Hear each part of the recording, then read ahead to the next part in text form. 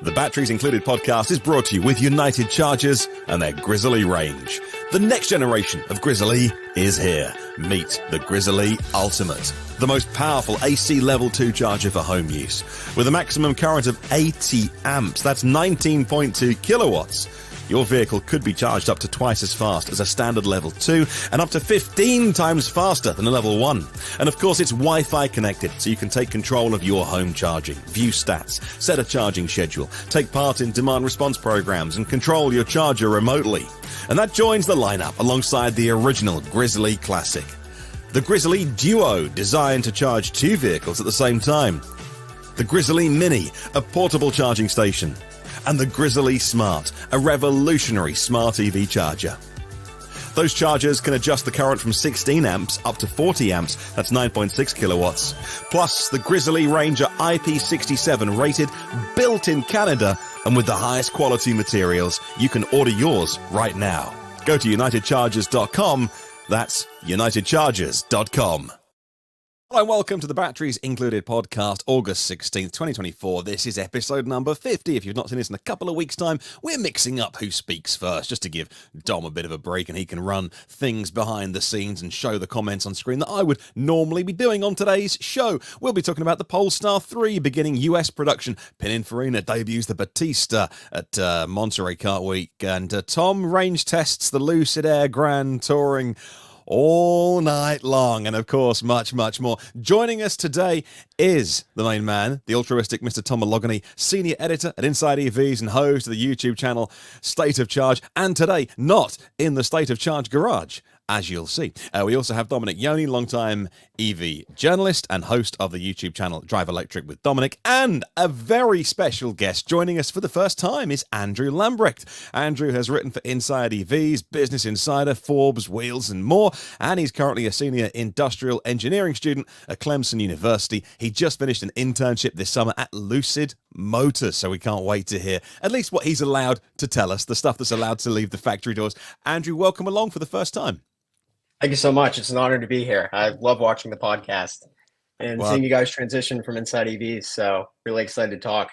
Absolutely. We can't wait to hear about what you've been doing lately. You're writing as well. Now, unfortunately, Kyle couldn't be with us today because he is busy with the rest of the car royalty at Monterey Car Week. He did, though, get video of the unveiling of the Acura Performance EV concept, and he hates concepts, but he was there to see the unveiling, which Dom can share with you right now. Have a listen to this. So here it is, created by our team at the Acura Design Studio in LA and showcasing our future vision for electrified performance. Ladies and gentlemen, making its world debut, roll, please. The Acura Performance EV concept.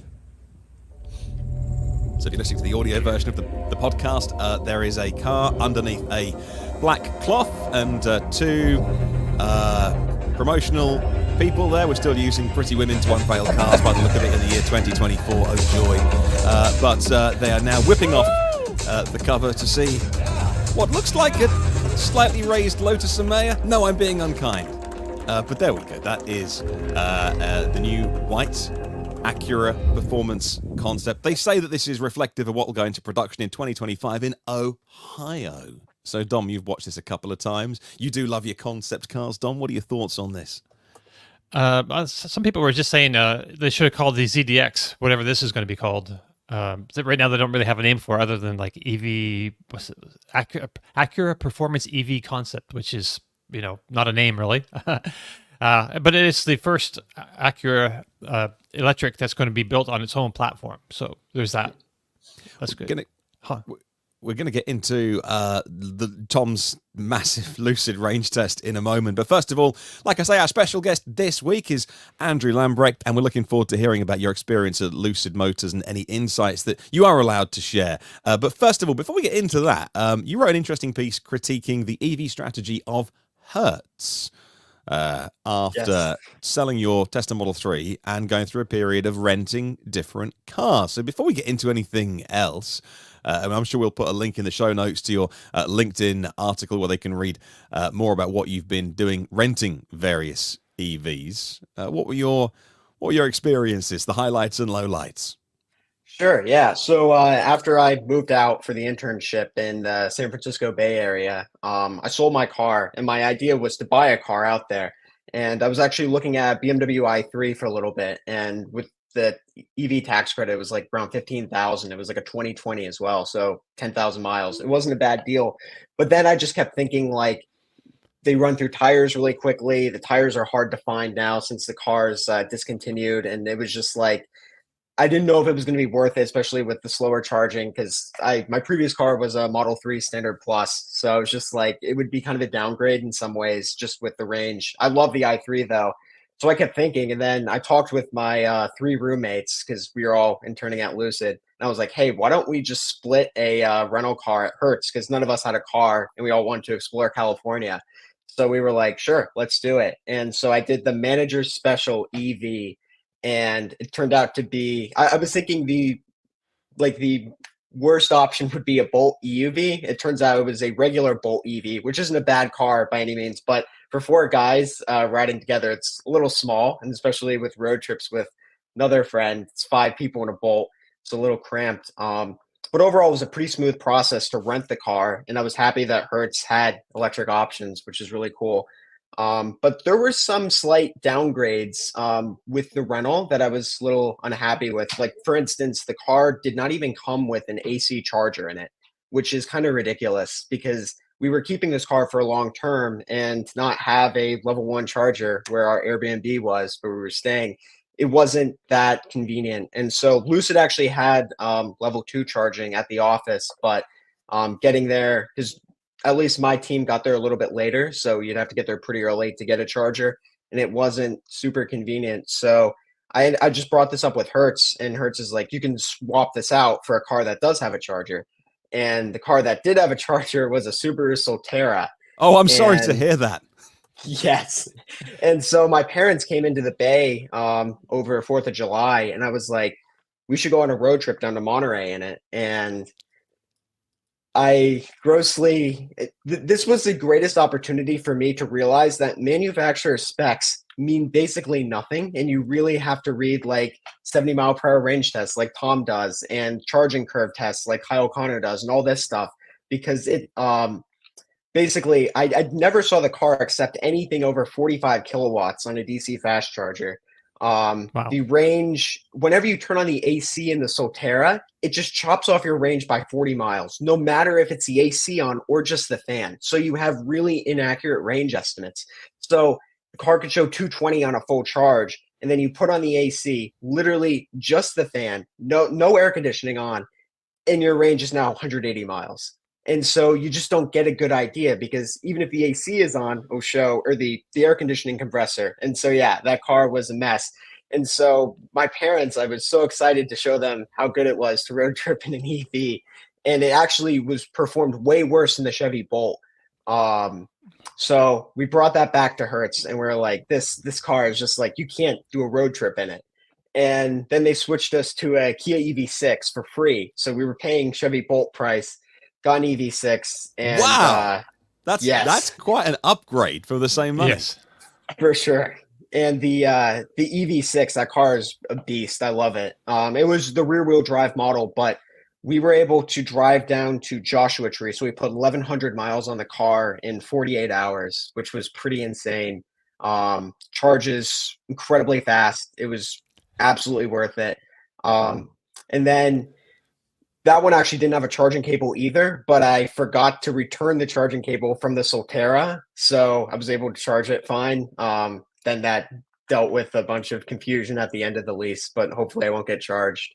But yeah, it was overall like a great experience to learn more about EVs, but also I think there's some like little flaws in Hertz's strategy. Like, I think you should not have a Solterra, because the difference with gas and ICE is, or sorry, EV and ICE, is a bad gas car, you can still live with it. You can still go on road trips and stuff. But with a bad EV, it's going to be so hard to go on a road trip, just because clearly a lot of things just weren't thought fully through in that vehicle. And so I'm not sure where the issue lies in charging, whether it's battery, BMS, etc. But it's just, you really can't go on a road trip in a Solterra if it's going to be a long road trip. I mean, if it's like a weekend trip and you can level two, it's fine. But yeah, it was kind of a mess. Yeah, I've done those hire journeys where we've hired, a Porsche Boxster. Was it? No, it wasn't a Boxster. It was something else. And it was Porsche, something we hired for a weekend, and it was before kiddos, my wife and I. And you have those hire periods where you might want a good car. I've also done hire periods when I went to see my sister in Australia. I just said to what's the cheapest you've got? Like, I literally don't care what car because I don't intend to be driving it very much. What's the Matiz? Daewoo Matiz? Who makes the Matiz anyway? It was, it was cheap and cheerful. So you're right, with hire cars, you don't tend to think about the idea that an EV wouldn't be fit for purpose. Hopefully you hire a car and you can do what you want with it. But the Subaru Solterra should not be in hire fleets. I wouldn't have thought. Kia EV6, absolutely. Dom, sorry, I interrupted you. No, I was just going to ask, was that the 2024 Solterra, do you know, or the 23? I think there was some upgrade, some change to the software or something. Yes, totally. So this was a 23. I will be clear, 23. I know there were some upgrades with 24. I'd be excited to see a 2024 to see because I believe the charge rate was lifted from 100 to 150 kilowatts, but it's like I couldn't even see half of 100 kilowatts. And it's like, I mean, just the car, there's so many things that aren't thought through in it. Like even when you're DC fast charging, there's no limits. It just tells you 4 hour, or like it gives you some really long estimates, like 3 hours to full. And it's like, okay, what does that mean? Like, I would like to know some better estimates. So if people come to rent a car and they don't really know EVs, they're looking at 3 hours of charge. That's really, that's like horrific. Basically, that's like, you're on vacation probably, or on a business trip or something, and that's just like unacceptable amount of time to be sitting charging, which it wouldn't take that long anyway. Right. 100%. And especially in California, it's hard to, oh, sorry, Tom. No, go ahead, Andrew. I was going to say, especially in California, it's hard to find DC fast chargers, period. So you're going to be waiting in line for a charger, and then you're going to be sitting there for like an extensive period. I think both our sessions were like, we did 3 charging sessions on like a 250-mile trip, and we were probably waiting charging for hour 30 minutes in total, which is just... could be in and out in an EV6. So I have some comments on this, but first I want to address Cicero said, I just got in late. I think Tom discussed why it looks like he's in space. So I'm taking a little road trip with Meredith. She's right behind the camera right now. She's afraid to walk this way because she doesn't want to be seen. I'm getting the side eye. We're on a trip. If you guys have followed the Inside EVs podcast and now batteries included, in July and August, I spend both of those months. We're just like traveling around and doing things. We kind of like really take it easy. So we're up on the Northeast visiting some friends, and we're in a hotel now, and it's a super like industrial motif. Like everything in this hotel is concrete. Like it's concrete walls and steel beams, and there's like no finishings. But it's pretty cool. So, but I feel like I'm in a jail cell, honestly. But in any event, so that's put that to the side. Let's talk about Andrew and renting cars. This is part of the reason why I have maintained for a long time now is that EVs shouldn't be in rental fleets. And I know that's a contrary opinion, but a lot of people say, "Oh, we've got to let people experience EVs." No, it's a terrible experience. Most people, and Andrew understands EVs, he's driven them, and so he kind of understands charging. He's written about it, he's covered the scene, and even for him it was a bad experience. How much worse would it be for somebody who just said, you know what, I think it's a good idea to try these out because EVs might be the future, so why don't we rent one? We're going on a road trip, we're going to visit people, let's rent one for the weekend. They're going to have the worst experience because, all cars, but particularly electric vehicles, take you a week or two to get used to. When you get a new car, like all the infotainment and just how to use the car. That's one thing. But now when you transition from combustion to electric, now you have to learn charging. And yes, it takes, when you're new to electric vehicles, it takes you a few weeks to get it down pat, like to understand DC fast charging, home charging, level 1 charging, how many miles per minute or miles per hour you get with a level 1 charger, if it's even in the car. And in most cases with these rentals, people steal them. And that's why Andrew's Bolt didn't have one at first, because somewhere along the line, someone that rented it stole it.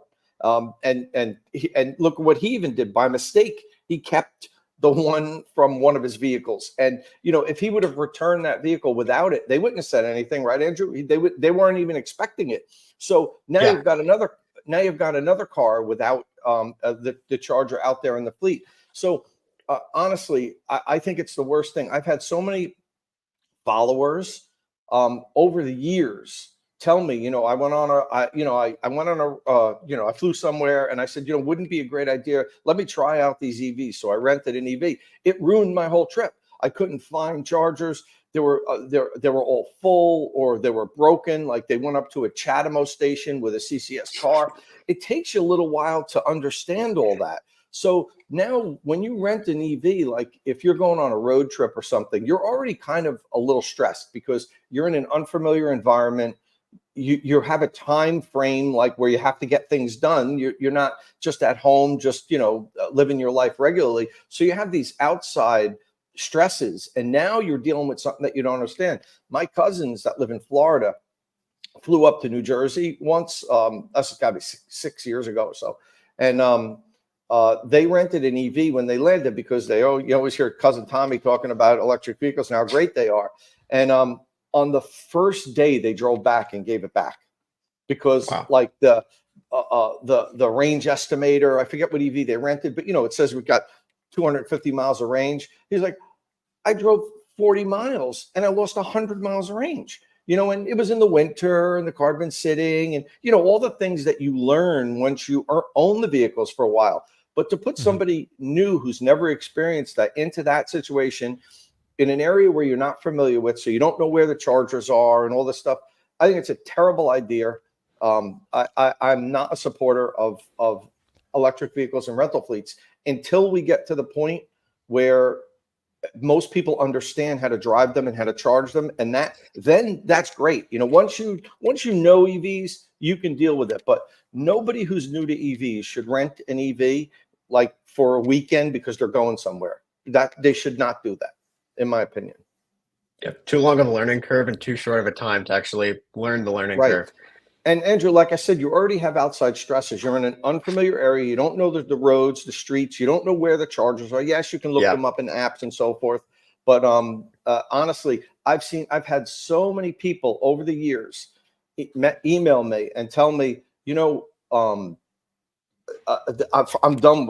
You know, I tried to rent one, but there's no way you can ever gonna get me one. I was white knuckled. You know, the charger didn't work. I barely made it to the other one, and then on the next day I went and returned it.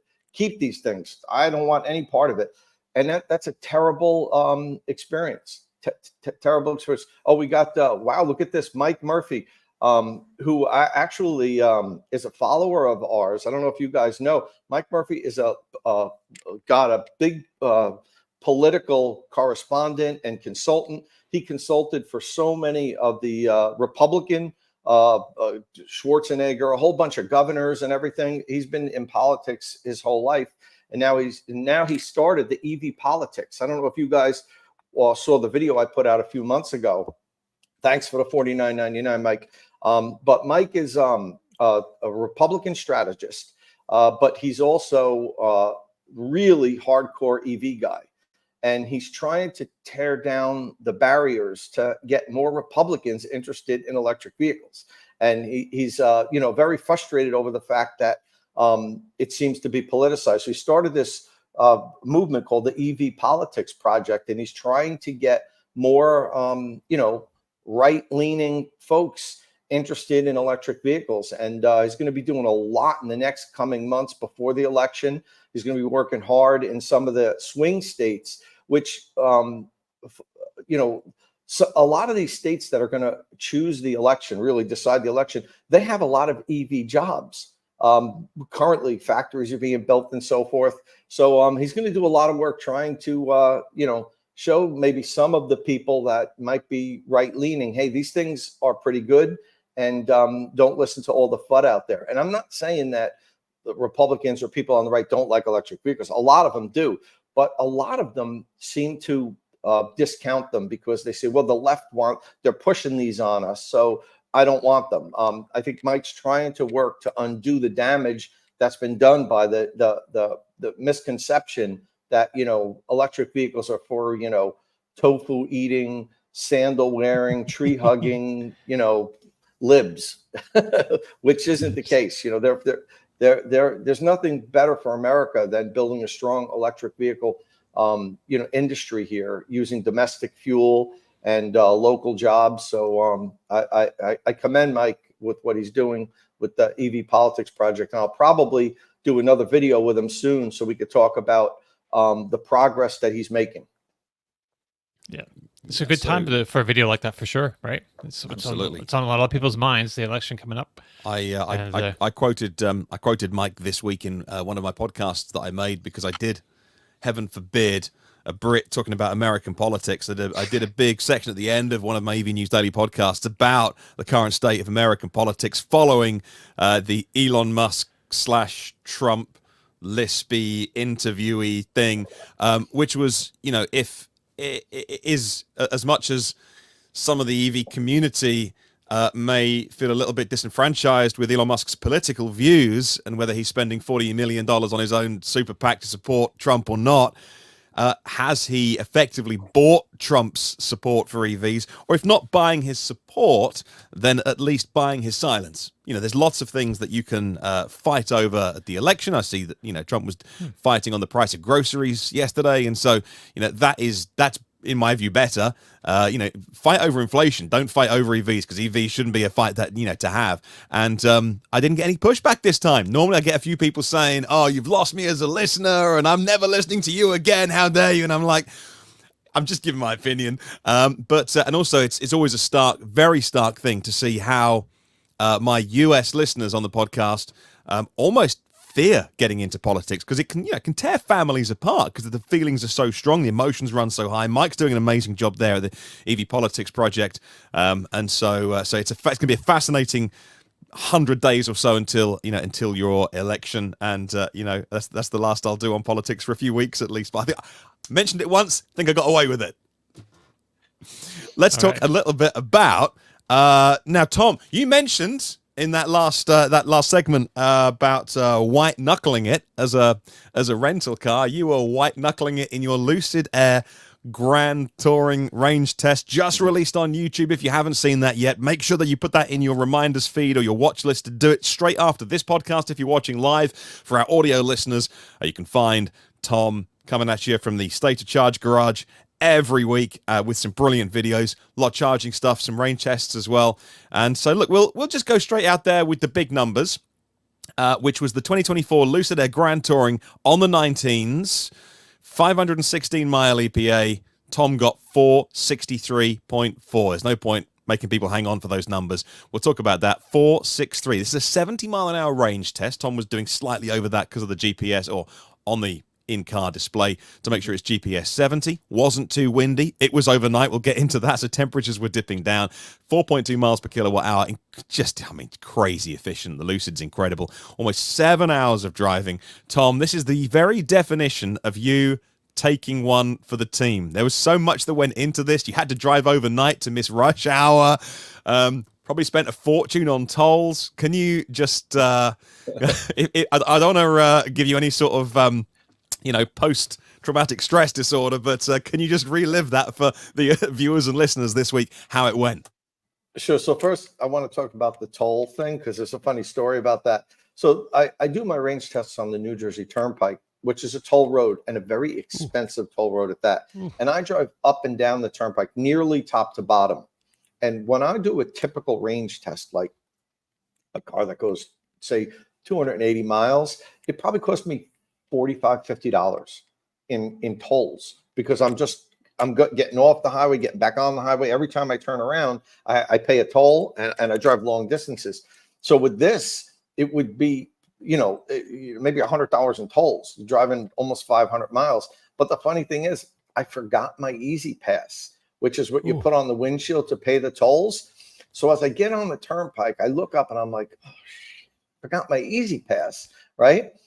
So I'm like, I can't stop at the toll booths to pay them physically. You know what I mean? Because then That's more stopping and starting. My goal is to slow down as little as possible when I do the 70-mile-an-hour range test, and only slow down when I have to get off the highway, turn around, and get back on. So I just blew all the tolls, and Lucid's going to get like fined, like they're gonna have to pay like $250 in fines. So I have to let them know that, you know, they're going to be getting some angry letters from the New Jersey Toll Pike Commission, I guess, in a couple of weeks, which they'll be fine with it. But I mean, you know, when we get these press cars, honestly, I know other journalists or whatever have told me stories about how they racked up parking tickets and so forth. I try not to do that, but every now and then you do. I got a speeding ticket when I was in Sweden with Polestar, and it cost like $500, and they had to pay for it. That was just a couple months ago. If you guys remember when I went up into the Arctic Circle, because the vehicles are registered to the manufacturer, so they, you know, the ticket's going to go to them, and the companies are not going to say, "Hey, Tom, you got to mail us $500 to pay this speeding ticket." Not that we would hold it against them, but they know I'm going to be continuing to review their vehicles, so they might not want to send me a $500 bill. But in any event, that's that. So yeah, Martin, I did the Lucid Air Grand Touring, and if people haven't been following Lucid, when Lucid launched its the first vehicles were the Dream Edition, range and performance, and they had 118 kilowatt-hour batteries. And then the lower trim was the Grand Touring, and then the Touring. The Grand Touring had 112 kilowatt-hour battery pack at the time. Once the Dream Edition vehicles were all sold out, it was only the first couple of months. The Grand Touring had the longest range with 112 kilowatt-hour battery pack, but Lucid recently upped that to 118 kilowatt-hour, like they used to sell with the Dream Editions. So I said, you know, and now it's EPA range rating at 516 miles. The original Dream Edition range was 520 miles of EPA rating. That's combined. That's city and highway. And we rarely get more than the EPA range rating or even match it when we do 70-mile-an-hour highway range search. Some vehicles consistently crush it, particularly the German vehicles, Mercedes, Porsche, BMW. I found I'll do better than the EPA range rating on my 70-mile-an-hour highway range tests. Part of it is because of how they conduct their EPA range testing in-house. The EPA lets you do a 2-cycle test or a 5-cycle test, and you can always lower your results when you provide them to the EPA, because the companies do the testing, not EPA. A lot of people think the EPA tests a car. They don't. The companies do the testing. They submit all their test documents to the EPA. Then the EPA certifies it. Sometimes the EPA will say, you know what? We're going to give us one of these cars. We just want to double check it against your records. But they don't do that with all the cars. And if your internal testing showed that the car should have a 350-mile EPA range rating, you could tell the EPA, you know what? We're going to certify it at 340 because we want to be conservative. We want to under promise and over deliver. And the EPA is fine with that. You can't over promise, but you can under promise. So I think a little of that's going on with the German brands, that they're under promising because their vehicles, we seem to always beat the EPA range rating. Now, the opposite is with, say, a Tesla or a Lucid here, where the vehicles typically don't achieve their EPA range rating. I've range tested a lot of Teslas, and I always get somewhere between 10 and 12% less than the combined EPA range rating when I do a 70-mile-an-hour highway range test. Okay, so getting back to this. So Lucid increased their battery on the Grand Touring to 118 kilowatt hours. So I said, hey guys, it's got a bigger battery now. It's new. Give me one spec'd out for the best range, 19-inch aero wheels, which I love. And the interesting thing is they offer a 20-inch wheel and a 21-inch wheel. The 20-inch wheels on the same car cuts the EPA range rating from 516 down to 485. And if you get the 21-inch wheels, it takes it down to 450. So it's a 66-mile penalty if you get the 21-inch wheels versus the 19-inch wheels. So, you know, if I'm getting one of these vehicles, 100% I'm getting it with the 19-inch aero wheels. I think they look fine. And why just leave 60 miles of range on the table, you know? So anyway, so I did the range test. Martin has it up on the screen for those following it. I did it overnight because I typically do my range tests between morning rush hour and evening rush hour on the New Jersey Turnpike. So I can't get stuck in traffic or the range test is shot. And there's been plenty of times where I had to, I'm 3 hours into a range test and I have to just turn around and drive home because I hit a wall of traffic or something's going on and it's just a total wasted day. So this time I said, okay, I have to do this overnight. It's the only way I can do it and not have to slow down. So I started at around 7 o'clock. I finished up, I don't know, it was 1:30, 1:45, something like that. And I was able to do it really without slowing down. You don't get some good camera views because the lighting is terrible at night, but I finished up with 463 miles, and a consumption rate of 4.2 miles per kilowatt hour. If you watched my Lucid Dream Edition range video back 2 years ago when I did that, my consumption rate was a little better. It was 4.3 miles per kilowatt hour. So I actually achieved 500 miles on that test, and this time 463. But I also drove further past zero when I did that range test because Lucid had a tow truck on the highway waiting for me. Because I said, guys, I may run out, and I did that one in Arizona. They couldn't send a car to New Jersey, so they actually had a truck waiting for me there. So I was like, okay, if I run out, no big deal. I'll wait 20 minutes to come pick me up. Here I was at 2 o'clock in the morning, an hour from my house on the turnpike in a black car. I didn't want to run out and be sitting on the side of the road, so I was a little more conservative. And Lucid actually called me out on it a little bit. Because after I posted this, they contacted me and said, just so you know, there was about 4 kilowatt hour left in the pack when you ended your range test. And I had driven a couple of miles, maybe 3 miles past, it said zero, and I got critical battery warning. I was in reduced power mode. The vehicle wasn't as responsive as it was for the rest of the range test. So I'm saying, you know what, I'm not, I'm not running out on the turnpike in the middle of the night. And hey, I drove about 3 miles past zero. How much more do you want me to push it? So if I want to believe them, which, I mean, this is the final result, 463. Oops.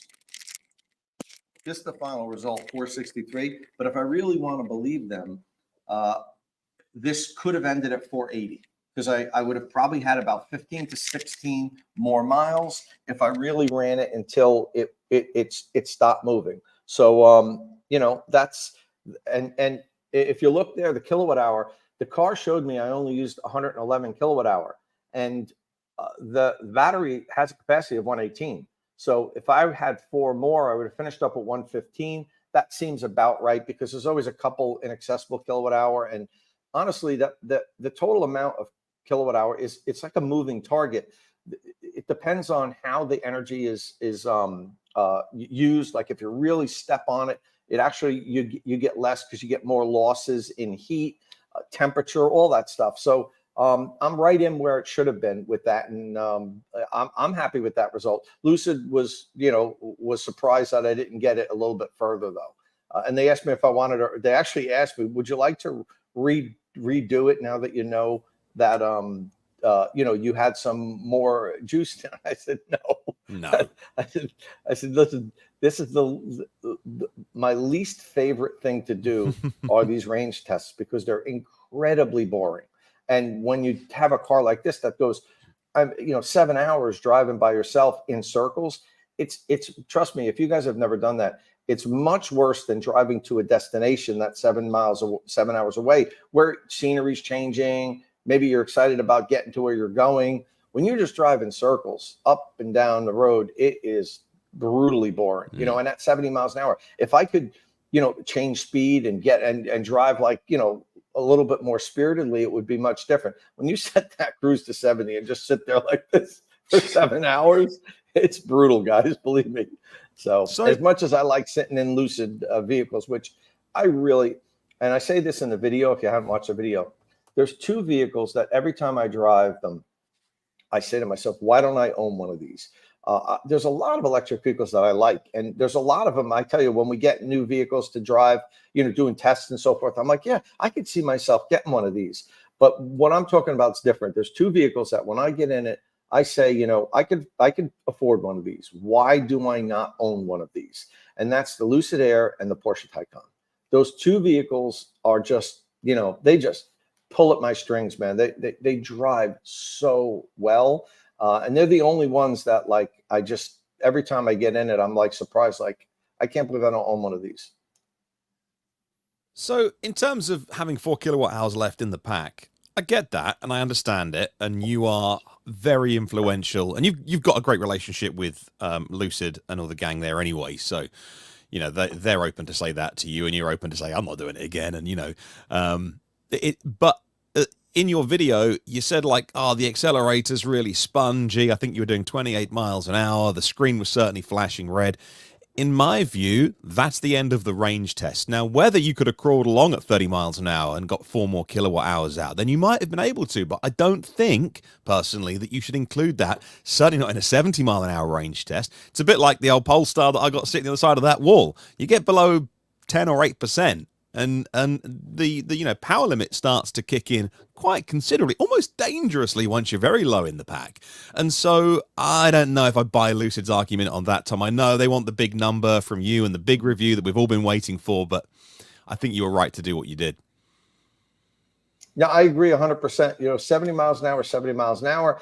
And to be honest with you, when we do all the range tests, always the last mile or so is not at 70 miles an hour. And I've toiled with saying, should I redo the final result and end it when I stop? Because it's impossible to stop like the range test, like driving 70 miles an hour and then just plug into a charger. You always have to get off the highway, drive a mile or so, drive through a parking lot.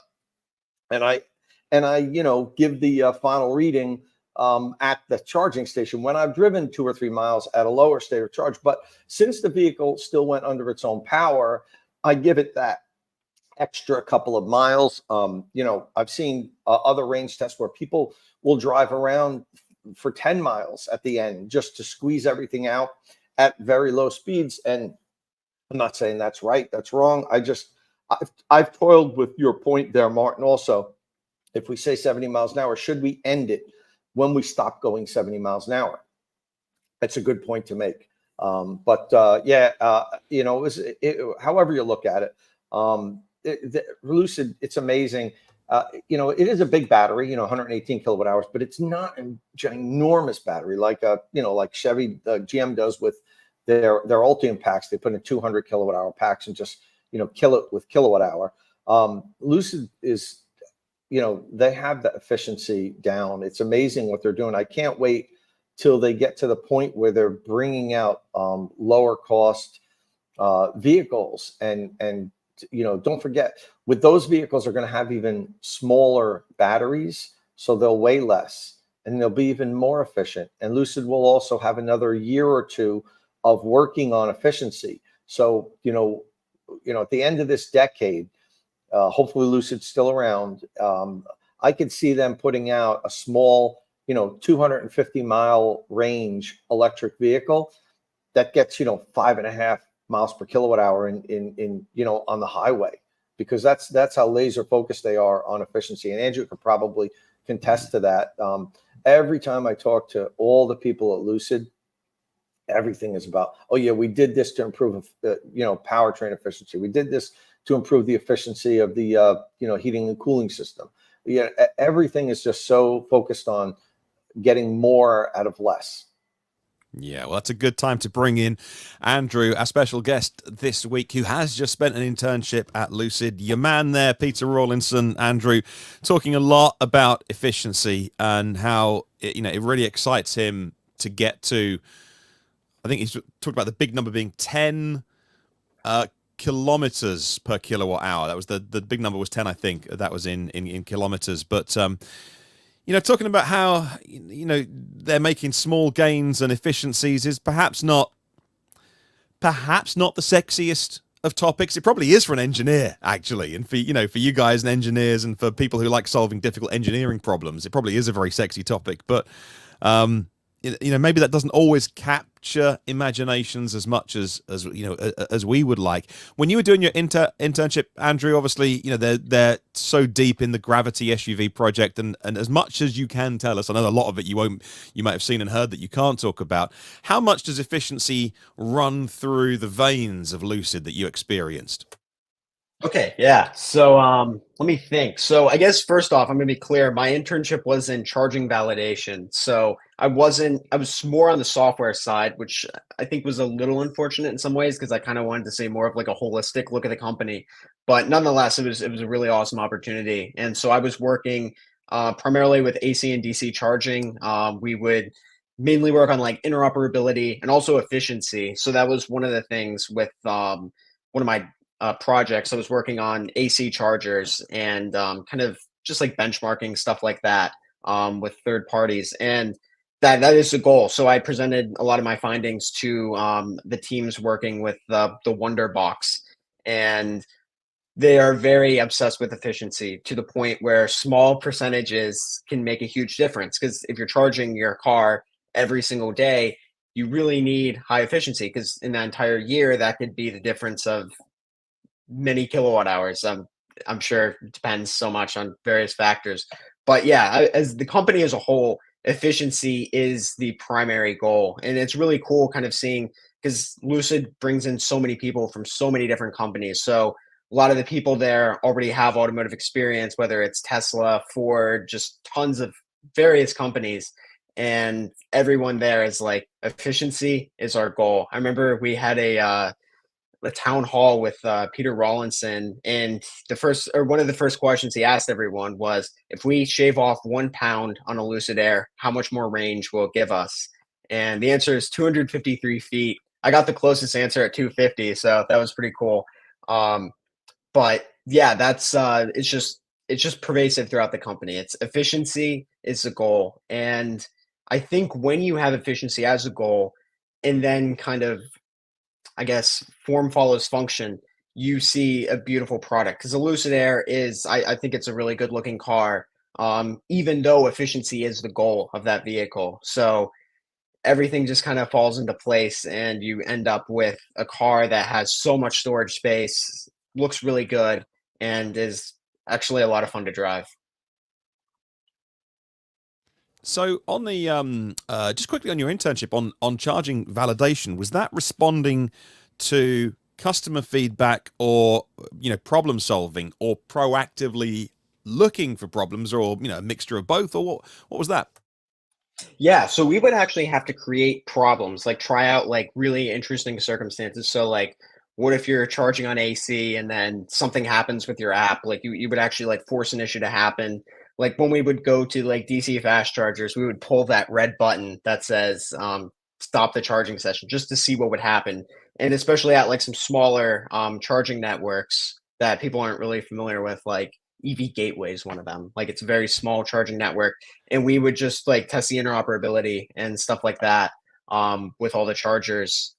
But yeah, we would definitely, there's a lot of issues that customers did have that we would address. A lot of them were usually very small, but we would kind of just like see what are customer habits and how we can make the product better. And that all just stems with like connectivity with like the app and stuff like that. So yeah, a lot of problem solving. My intern project was mainly a lot of testing, but at least with people on the charging validation team, a lot of it was in fact addressing issues with like we were basically the final step before the software update would hit customers. So if there was some issue with the engineering team, they're like, this, we don't know if this works well, then they'd give it to us, and then we'd be like, okay, yeah, we gotta work on this coding here, and then send it back to the engineers, and then they'd send it to us, and then we're like, all right, it's good, and then it would be ready for customers. Wow, that's super interesting. Yeah, you don't want to be pushing an app update that breaks things. Friends of the podcast with Sonos speakers who may have the new Sonos app will know exactly what I'm talking about, which struggles on doing things like playing songs out of your speaker, which some would argue is, you had one job. And so, that's almost broken that company to the point of, just not launching new products and things. So the idea of pushing out things that aren't ready and aren't aren't fit for purpose. So important and fascinating to hear what you've been doing. Dom, before we move on to our next topic, do you want anything to add on the Lucid stuff? I think I just want to throw this in there. Tony Vitale says in the comments, "Hi Andrew, I'm having issues with Lucid and Sirius XM connectivity. Any info on this?" I think that might be outside of Andrew's area of Lucid expertise, but maybe you know something. I didn't really use Sirius XM that much because I was in the cars every single day testing them. But honestly, I'm not too sure off the top of my head. Okay. Sorry about that.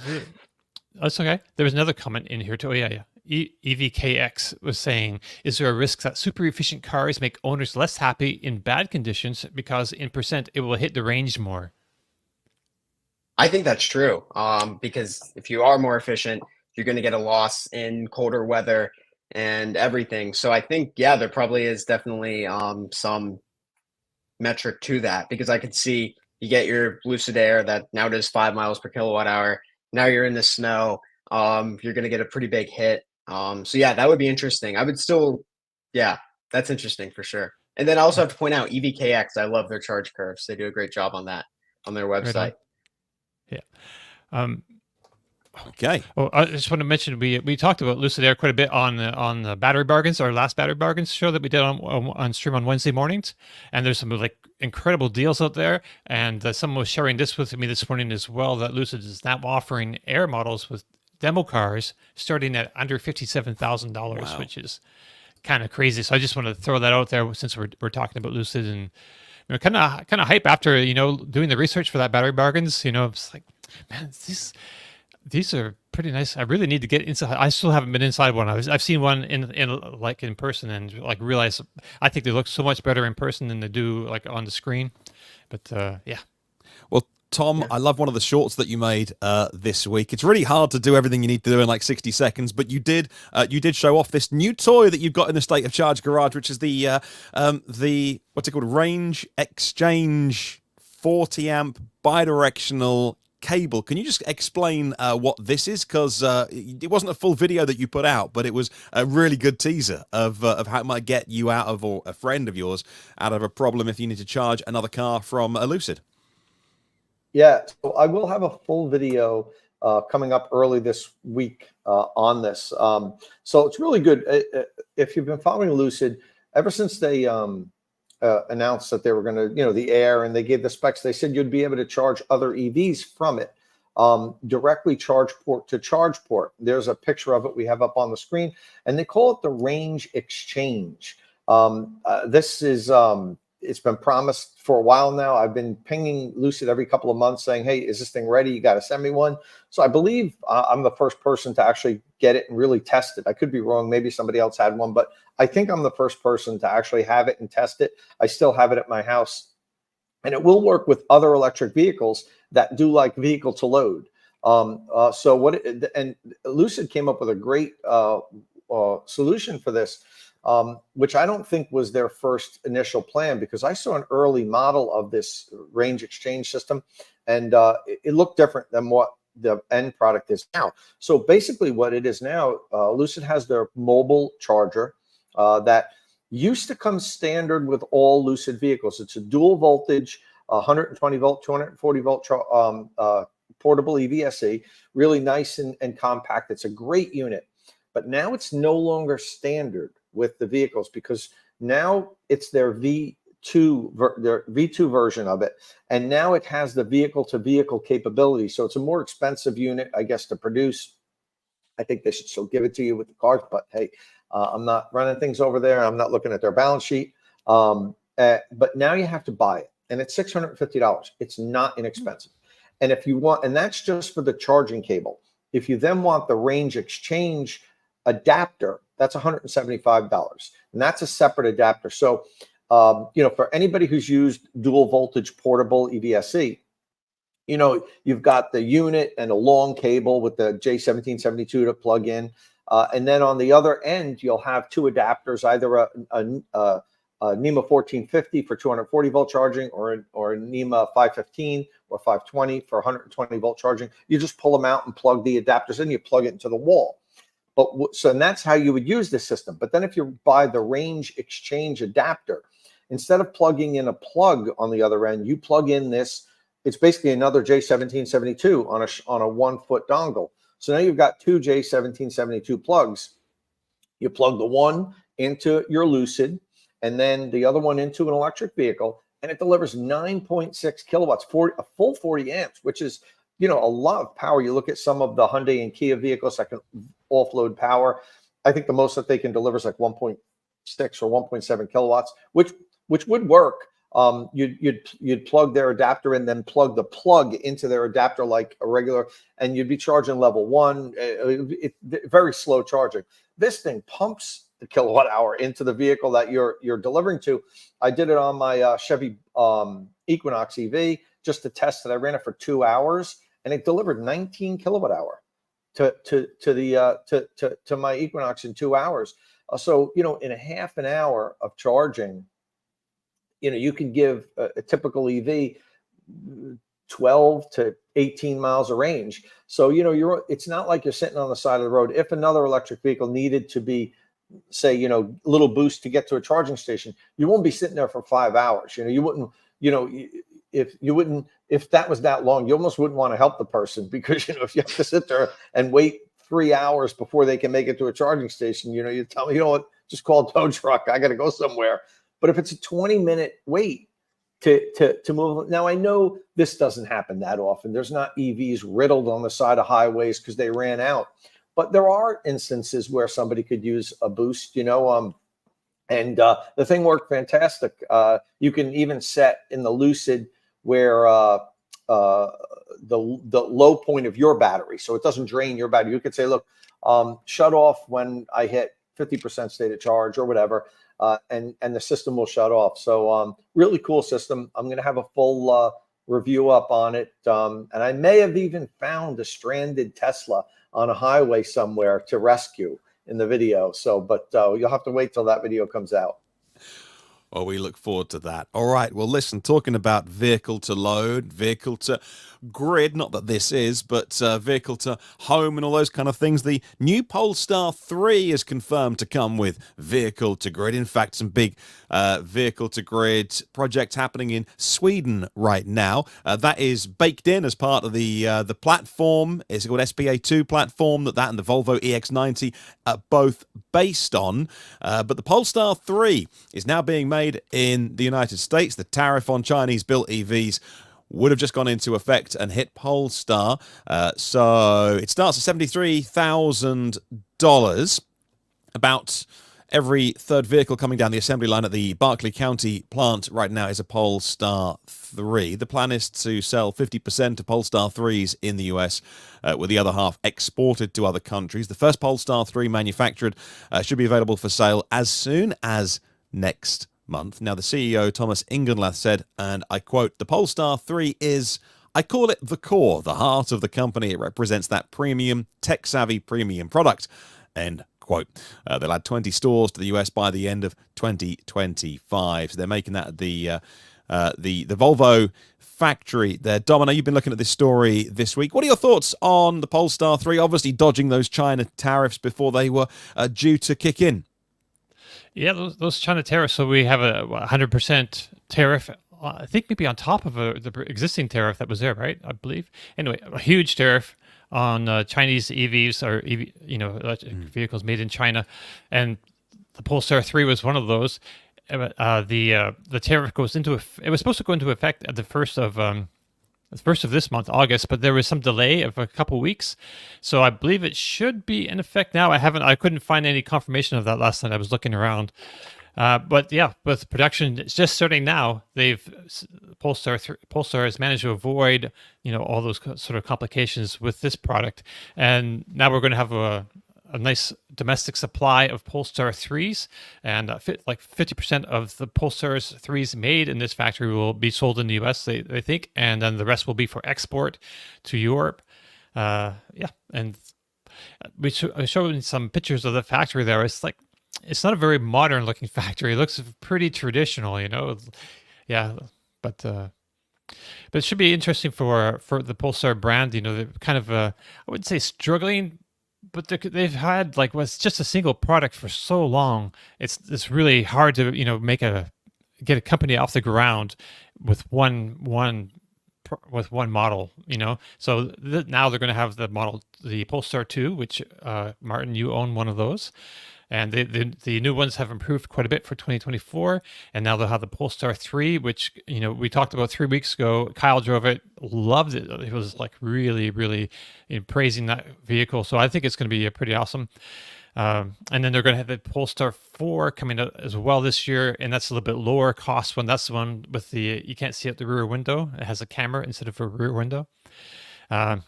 I've heard different things about that one. We need to get Kyle in that and hear how that drives. Yeah. Interesting. I also drove the Polestar 3. If you remember, when I went up to the Arctic Circle. Is that what you got the speeding Polestar ticket in, Tom? Is that what got you the $500 fine? So no, the interesting thing, the reason what got the fine was, and I hate it when manufacturers do this. Don't get me wrong. We get treated so well when we do these press drives. But so I flew over to Sweden, I land, and usually there's someone waiting there, and they're like, okay, come with me, we'll take you to your hotel. But after flying, 7 hours or whatever it was to Sweden in the middle of the winter, it was February, to the Arctic Circle. I land in Stockholm, and then we had to drive up north to Jokkmokk was the name of the town. There's someone from Polestar waiting there for me with keys. They're like, here's your Polestar 2. You can drive to the hotel, which is like, I don't know, it was like 100 miles away or something north. So that's where I got the speeding ticket after landing, flying, 7.5 hours. It's like, here you go, 100 miles on frozen roads. The roads are all iced over because it's just all winter. You could never plow them or salt them or whatever. It just keeps snowing and it's so cold, below zero.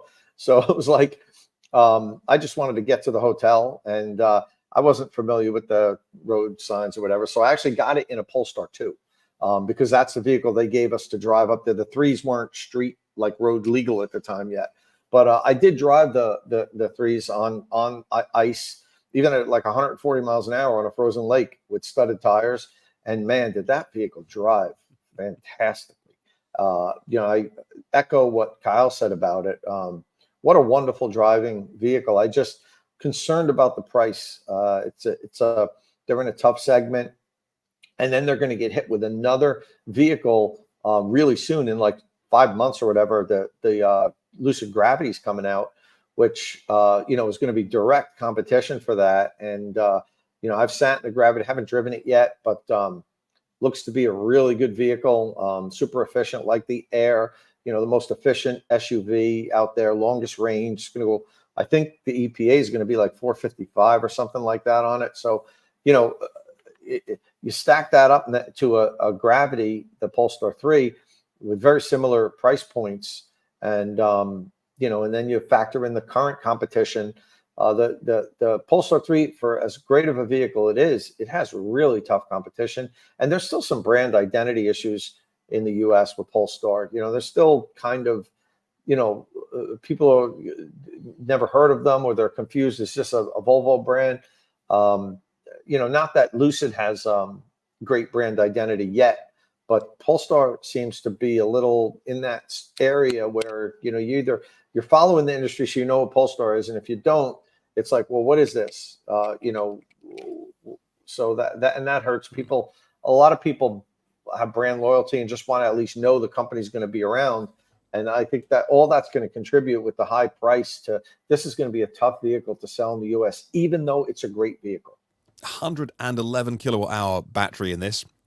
According to Car and Driver, if we have a look at the specs, I'll check when this article was published, but these prices, $69,000 estimated long range single motor, which I'm surprised about. I didn't think they'd do a single motor version. I thought the Polestar 3 being this is the top of the line. Don't go in number order. It goes Polestar 2, then 3, then 4. This is the top one, the Polestar 3.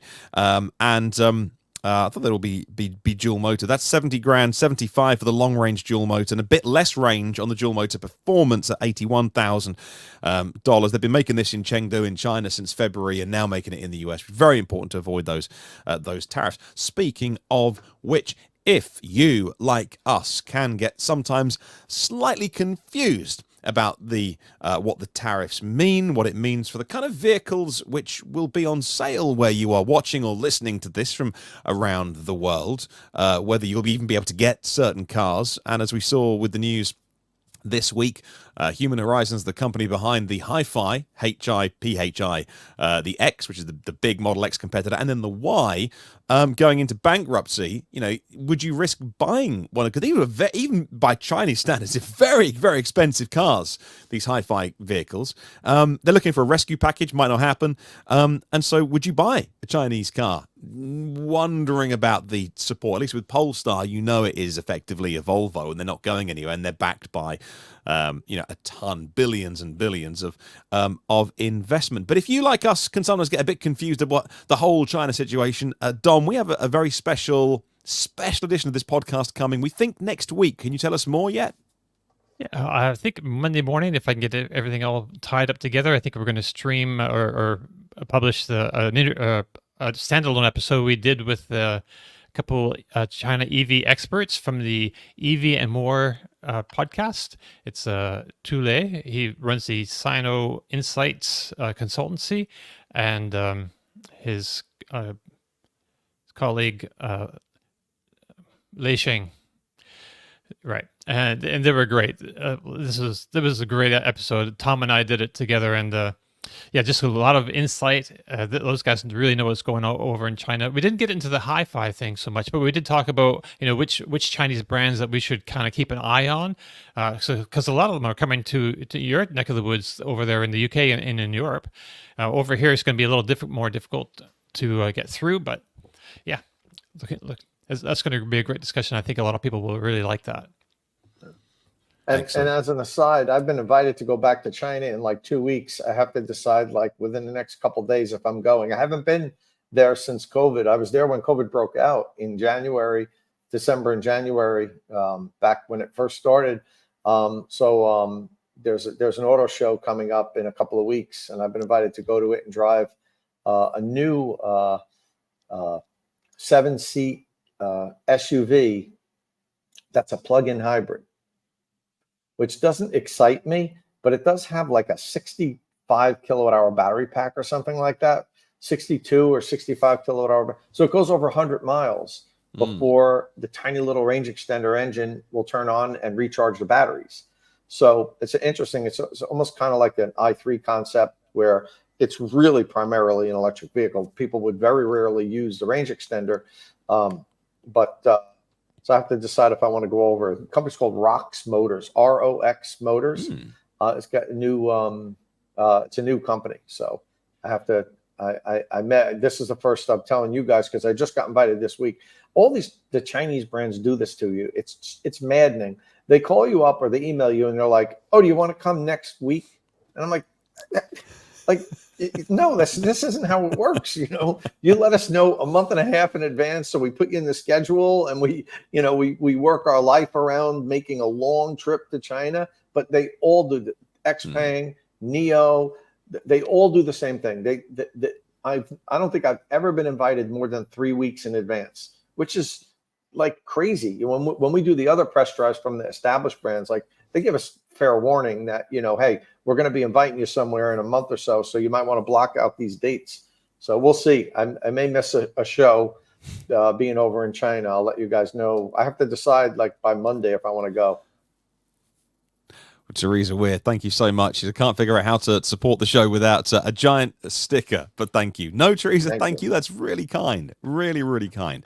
And it helps get the show on the air every single week. Before we move on, Andrew, just on the topic, the Polestar 3 starts at 69. The Lucid now starts at 69.9, although they're different segment vehicles. Essentially, if you're after a $70,000 buyer, then Lucid, where you've just spent your internship, are fighting against Polestar 3 buyers. In terms of the kind of compatibility testing for that you were doing, the validation stuff, how much of the conversation is around getting your hands on competitor cars to go and do that with, or was sort of your conversations all around Lucid?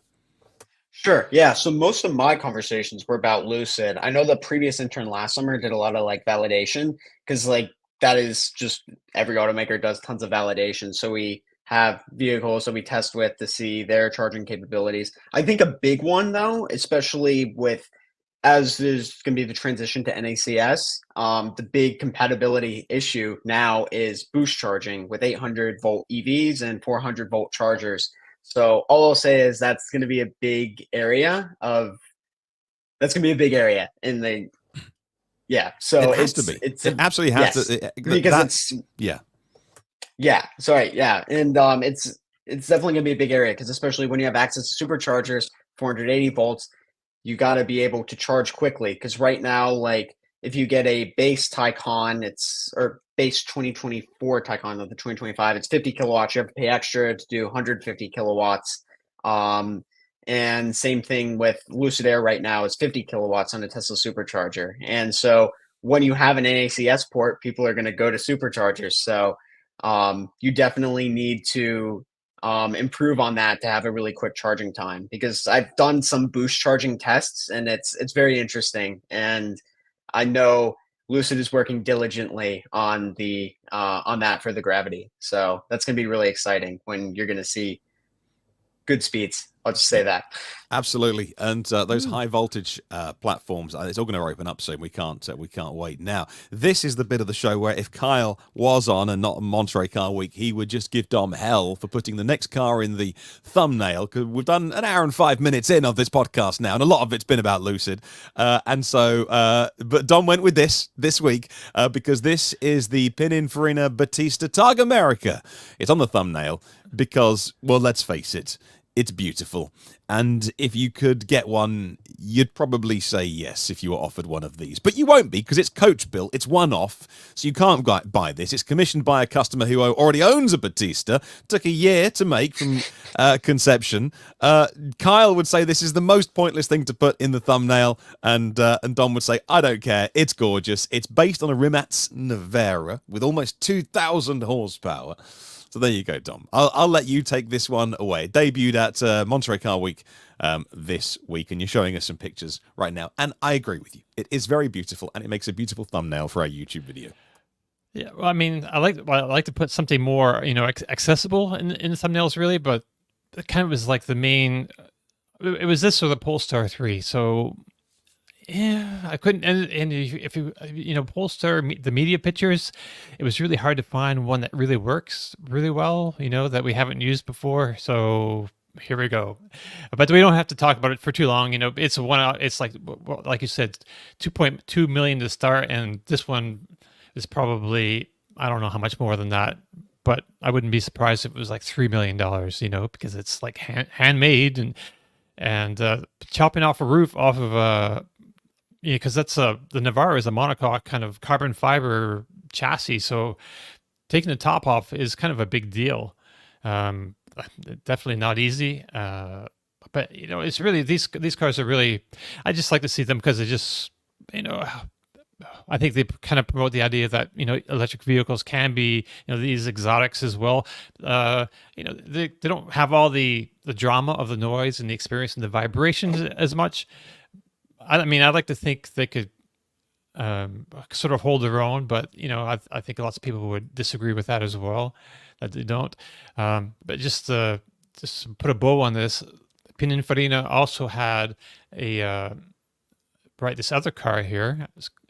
This is the Battista as well, but a Barchetta based on the Battista, and it's made in collaboration with Warner Brothers. It's they call it the B95 Gotham. So there's like you can see in the background there's like a Batmobile, a movie Batmobile thing. So I'm not really sure what the point of this thing is, but it looks like a wild ride. I think we showed this in concept form. They had like the just like a visual, like a computer, what you call, just not a real thing. This is an actual physical car, and it's debuting at Monterey this week alongside that other, what do you call, the Targa America. Yeah. So that's all I have to say about that, really. We can go on to something more interesting because there's lots more. We have a few more things we can talk about here. Yeah, we've got a lot that we can talk about on the podcast this week. And so let's talk a little bit about Volkswagen. And it's an interesting Interesting time for VW at the moment. VW's reportedly pushed back the launch of its next-gen Trinity EV project to the early 2030s. Reminder of the original timeline, 2026.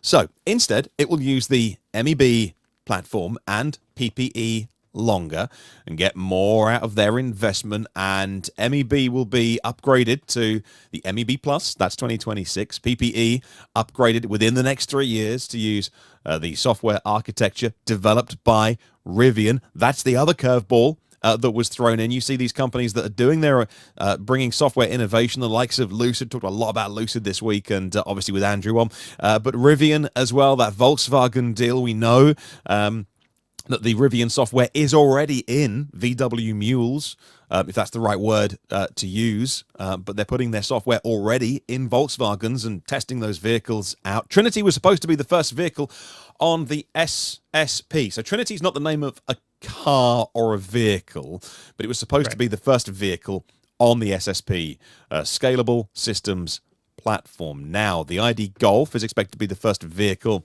on SSP in that was 2026. So they're keeping the names that they had before, getting rid of the numbers, going back to things like Golf, or keeping Golf, ID Golf, and things like that.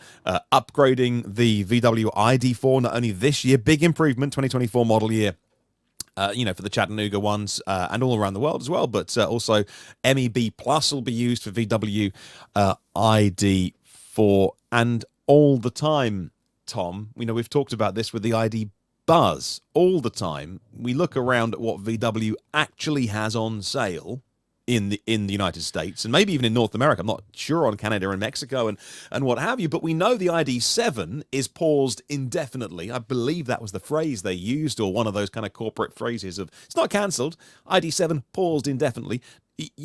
I'm not sure what will arrive first, but the ID Buzz shows no sign of ever turning up. And I look at what you've got on sale there, and it's just a bunch of combustion stuff. And VW of America are facing a real challenge. And now we see more delays here. Tom, have you got any thoughts on what's happening there? Specifics? No. I mean, I think a lot of their problems center around software. And I think that the decision to say, almost throw their hands up in the air and say, we can't do this. We need to partner with some. We need to outsource our software. We need to buy the Rivian's software.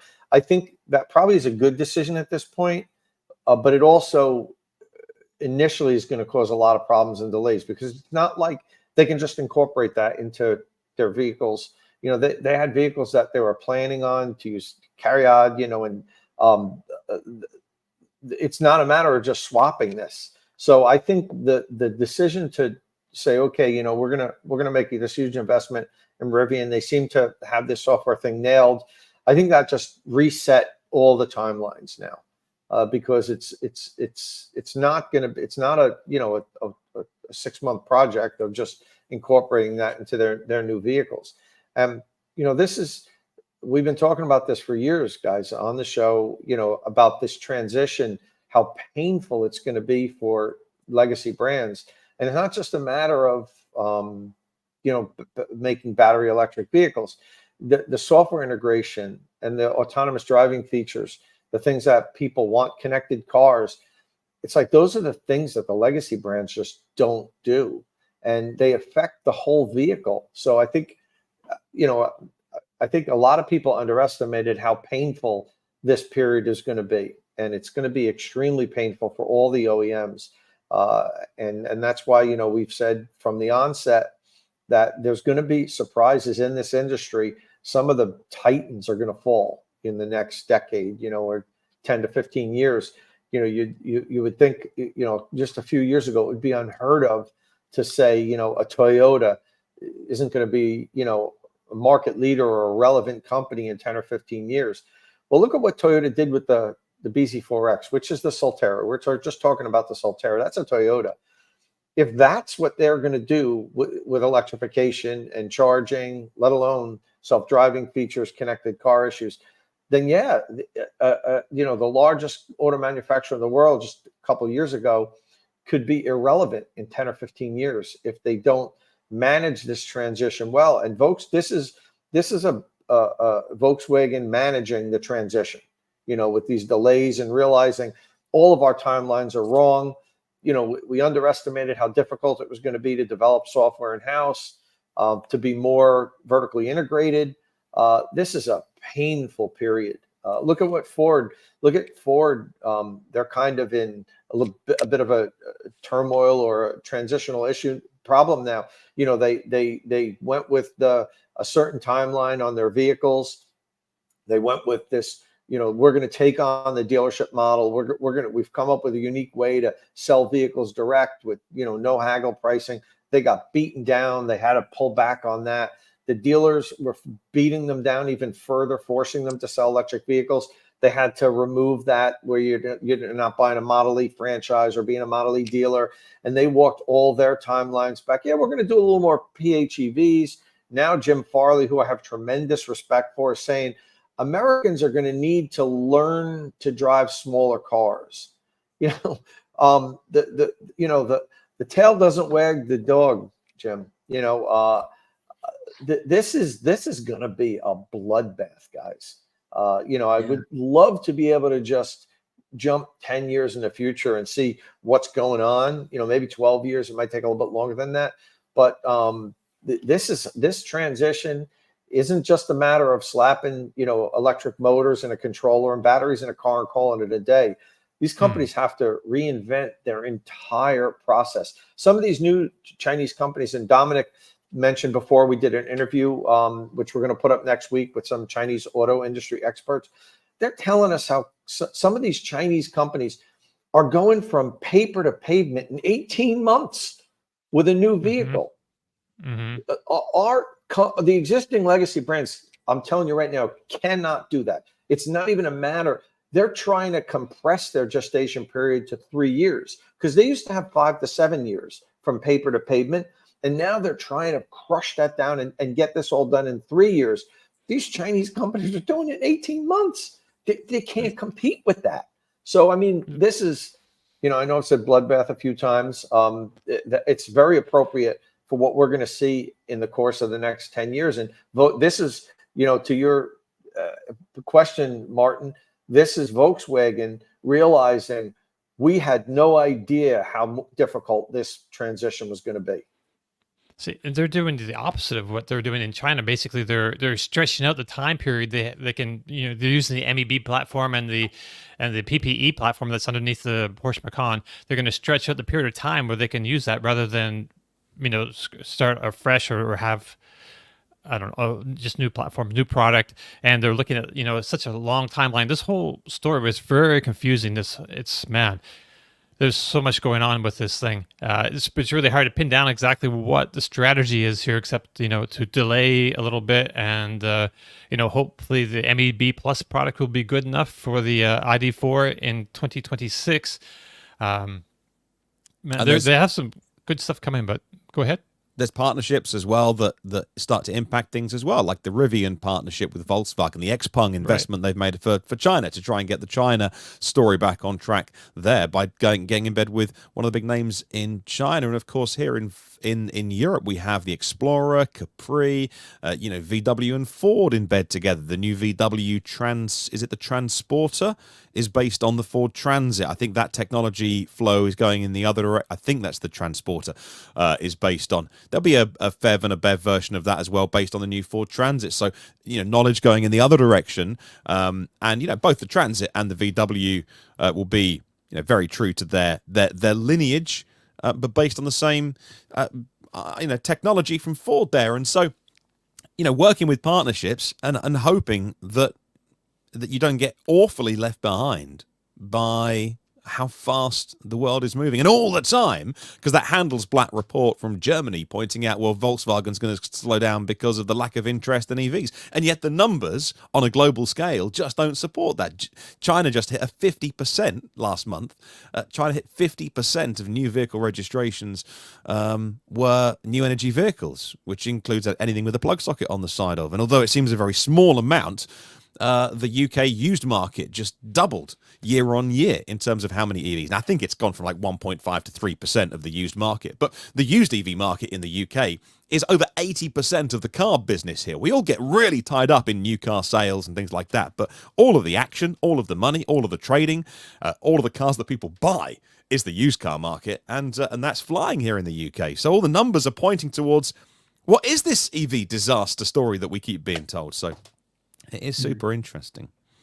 Yeah, I don't want to go back too far, but I wanted to second Tom's point regarding just software and these legacy automakers possibly falling like Volkswagen. It's like if you look at like where a lot of the like younger engineers want to work at, it's like for all we're considering, the big three is Tesla, Rivian, and Lucid. These are the companies where you're going to get the best experience at. And it's like for a lot of like younger people who want to have a career and learn a lot, it's like you're just going to learn a lot more at these smaller startups rather than these legacy automakers, because it's like right now it's like if we look at Volkswagen's portfolio in the United States, it's the ID4, and you go to some of these other companies and it's just everything is in house. We're manufacturing so much more. It's really fascinating. So yeah, I think it's definitely going to be a very interesting next decade in the automotive industry. Any more on this, Dom, before we move on? Because I think we might skip to Cybertruck. I think there'd be some good comments from Cybertruck stuff if we can move on to our final topic. What do you reckon? Just a couple of real quick things. The PPE platform that we mentioned is going to be upgraded with the software architecture developed with Rivian in the next within the next 36 months or 3 years, and then also the SSP is coming into effect a lot sooner than it's not part of the. It used to be really tied into the Trinity thing, but it's going to. But the first vehicle is supposed to be the ID Golf on that vehicle in 2026. So that other platform is going to be out there as well. And I just want to mention really quickly, Urban is mentioning in the comments that look at Stellantis. They're partnering with Leap Motor, and they're bringing a couple vehicles to Europe right now. I believe it's something C10 or something. Correct. Yeah, really they're making them in. He would know where are they making those? Poland, is that right? Those Leap Motor cars, Urban. Correct. I think they're making them in Poland. Urban, and so yeah, that's an investment that Stellantis have made in Leap, but they're effectively a Stellantis, or are they a Leap? Because there's 48% tariffs on some Chinese EVs now in Europe. So for the purpose of this, Stellantis will say it's a Stellantis, but it's a Chinese car made by the Chinese on EU soil. So old Bud says yeah, Leap Motor is going to make them in Poland. So that's interesting. Right. Final 8 minutes. I'd like to get onto this last story. I think it's really interesting. And that is the Tesla Cybertruck pricing, because they have quietly removed the base model and then the next one up. Tesla has dramatically altered its Cybertruck lineup, eliminating not only the entry-level model, the $39,000 Cybertruck that we all got excited about 20 years ago, and hiking the prices. The 39 grand car is, well, a distant memory. The truck is a distant memory. You better have 100 grand to get into a Cybertruck now. The rear-wheel drive variant was starting at $61,000. That quietly got deleted from Tesla's website this week with no word about why. There's now two options. All-wheel drive, 100 grand, which is up from 80 grand, is what it should have been, and the Cyber Beast is 120. The entry point for the Cybertruck has effectively risen like 40 grand, maybe you'd say $60,000 if you are hoping to get one for 40. The price hike puts it in a different league. The Ford F-150 Lightning, which you can get for around 40 grand. Now, Wes Morrill, the head of the Cybertruck project, assured Tesla fans that cheaper Cybertrucks are not dead, but Tesla enthusiasts this week were not convinced by that argument. Now, they also gone on sale in Canada, which is exciting, and Mexico, by the way. And the Cybertruck is initially available in two high-end configurations. Either the all-wheel drive starts at 138,000 Canadian, or the Cyber Beast, which is 166,000 Canadian, but not so fast, because there's also some more money you can spend. You can get the new range extender thing that goes in the bed. That's 22,000 Canadian.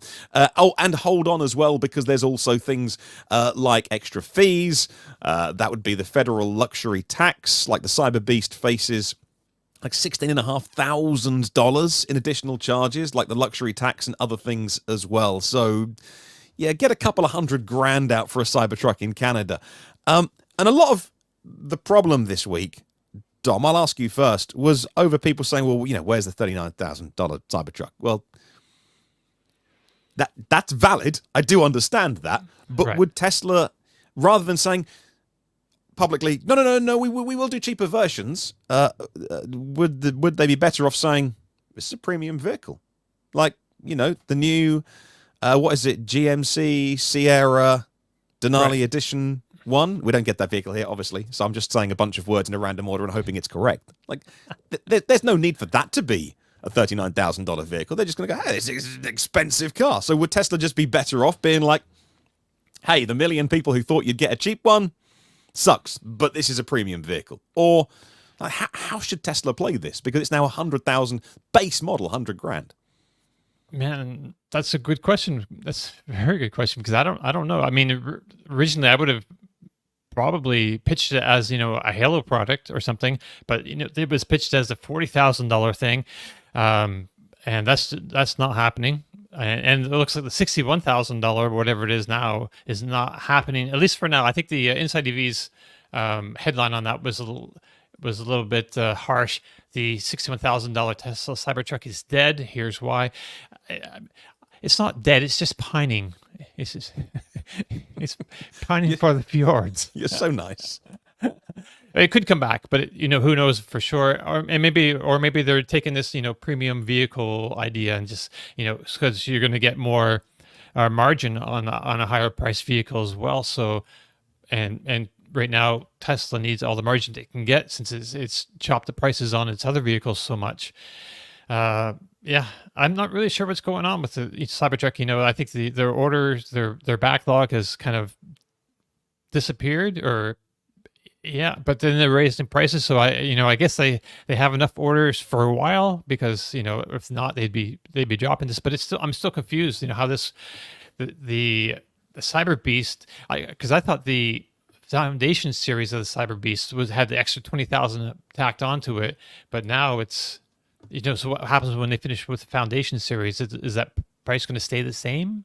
So yeah. Except you don't yeah. get all the stuff you would get with the Foundation series, Right. So, I don't really it's understand a worse deal. Yeah. Yeah.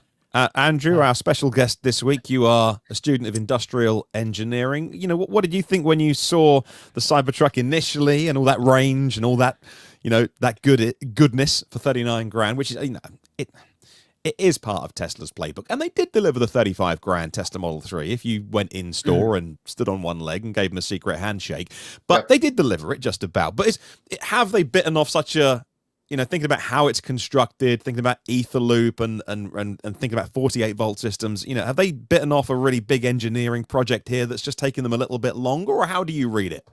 I totally agree with that take. I think just with the manufacturing costs, everything. I mean, that's the thing with like all these electric pickup trucks, and the Cybertruck is the worst example of it. We thought there were going to be way more affordable electric trucks on the market. I think the Ford F-150 Lightning, that one was $39,900 for a brief period. It was $39,900. You got the tax credit, crazy deal, $32,500, and then destination costs, etc. But now I believe the F-150 Lightning's like $59,900 for the XOT, because the Pro model is just like so much of a work truck. I mean, it's not as nice as like the XOT.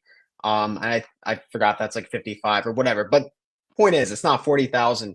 And then the Silverado EV, I put a reservation down on that. It was like $100, because I was like, by the time I'm out of college, it's $40,000, $7,500 tax credit, $32,500. That wouldn't be too bad. It's not $32,500 with the tax credit. At least I don't think it will. And then Cybertruck now $40,000, which sounded like a really good price, and now $100,000, which is a massive massive affordability decrease. Yeah, I think I definitely agree. I think Tesla took off too big of a bite, and yeah, it's really unfortunate to see that, because when we were thinking the tri-motor was going to be like, what was it, was 79 or 69 was the original quote for the tri-motor, and now it's 120. It's now the fact that the base model is like $30,000 above the original quoted price of the top tier model is pretty insane and really unfortunate. So yeah, I feel like a lot of those reservation holders, it was the several million, backed out, because now you can get one in just a couple of months. And I think you can test drive them now, so that's kind of cool. So that might be worth it. It delivers in August, so August, September, and then Cyber Beast delivers towards the end of the year. So, I mean, it's an interesting vehicle to test drive too. If you get a chance, even if you're not maybe the biggest fan, just try out the steering with the variable ratio, and it's steered by wire. It's just a kind of an interesting experience, and yeah, I don't know. And with the 4-wheel steering, it really drives well. I mean, that was my biggest takeaway from it. The drive-by-wire and the 4-wheel steering really was made it drive smaller than what it is. I showed in my video how I could pull right into my garage, just turn right, and it can swing in. But with the Lightning or the Hummer EV or the Silverado, it's like, a 3-point K-turn to line it up so I could pull straight into the garage. But so it really has great maneuverability, the Cybertruck. I was really impressed with that. Yeah, I'll quickly show on screen before we go. Thanks to our buddies at Electrek, the original specs: single motor rear wheel drive, 250 miles of range, and the tri-motor all wheel drive, 69.9, 500 miles of range. Yeah, that's Lucid. 500 miles of range. Grand Touring, 60 mile an hour, 0 to 62.9. No wonder the crowd whooped and cheered and lost their mind at the event. Right. But starting at 39.9, single motor rear wheel drive, 250 miles of range would do a lot of people, unless you've got a tow. It wouldn't be necessarily a work truck for a lot of towing, but it would suit a lot of people. No wonder lots of people get excited. Two schools of thought. Is it just was it the famous optimism back in the day, or is it fraud? And many of those cases, I think, have ended up in court, and for people saying, I don't like the way Tesla does business, and Tesla's biggest fans will say it's just, Elon always delivers, but maybe the timelines are different to what he normally says. So two schools of thought, I guess, on that. I mean, imagine if he could sell the dual motor, what was it, 300 miles of range? What did it say? For $49,900. The middle one. Yeah, what was middle the dual motor? Dual motor, all-wheel drive, 49.9. 0 to 64.5 seconds for 49. If he could have ever delivered on that, like those million, reservations would still be queued up, but that is gone now. I mean, you could just go buy one now. You're not behind anyone. And how many have they delivered so far? Was it like, I don't know. I'm guessing, is it like 18,000 or something? How many Cybertrucks have been delivered so far? You're probably not far off, because the recall earlier this year was at about 11 or 12,000. I want to say the recall was. Yeah. So let's say 20,000. Let's just give them the benefit of the doubt. I don't think it's more than 20,000. I could be wrong, but it only took 20,000 deliveries to work through, 2 million reservations that they said. So that's, the whole, huge number with the reservation thing, I think is which I was never a fan of, but I think that's going to die now with the Cybertruck. Nobody's ever going to believe reservation numbers from any manufacturer anymore. Not that many people did, but I mean, this was like the coup de grace. Like, that's it. Like, those numbers mean absolutely nothing. Absolutely. This is to Andrew's point. So it's the 2024, I think it's 24 model year XLT starts at 62,995 on the Ford F-150 Lightning, ignoring work trucks. So, everything is more expensive now. Yeah, the Pro ones are a little cheaper than that. Probably the right play to do. Yeah. There you go. All right. Well, look, there's a lot more we could have talked about, but we're over our time. Andrew, hey, thanks. Will you come back another time and tell us what you've been up to? Absolutely love to. Yeah, I'd love to when I'm back in my apartment with my better podcast studio, because I'm just in a spare bedroom right now. But it was an honor being here. I really enjoyed talking, and hopefully Lucid isn't mad at me for saying too much. I don't think I did. I don't think you did. We'll throw your LinkedIn article and into the show notes so people can find your writing, and also what you all those got links through to you as well. And Tom, you'll be back in the State of Charge Garage next week, I'm hoping, after your travels. I will. Excellent. Nice. All right. Well, there you go. That's the end of our show. Make sure you catch that China special. It's going to explain a lot about what's happening with China, the car makers, the incentives, the subsidies that are happening in China. Should we buy one of those cars? How good are they? Will you ever get them in the US? We'll answer that all on Monday with our really special guests, Dom and Tom, talking to the guys on Monday morning. So make sure you're subscribed to the show. You'll be surprised how many people are not subscribed to our YouTube channel yet who watch every week. It's just one click. So why don't you do that now if you want to? Of course, also subscribe to our audio version. That way, wherever you are, you've always got two options, either watch us or listen to us. So open up your pod app on your phone or your tablet, find Batteries Included Podcast, and hit subscribe for this and all of our bonus shows as well. Any questions or comments, leave them below or get in touch with us on social media. Don't forget, if you like the show, please give us a thumbs up and subscribe and hit the bell icon for all those notifications. Thank you for joining us, and we'll see you again very soon. Dom, say ciao. Ciao.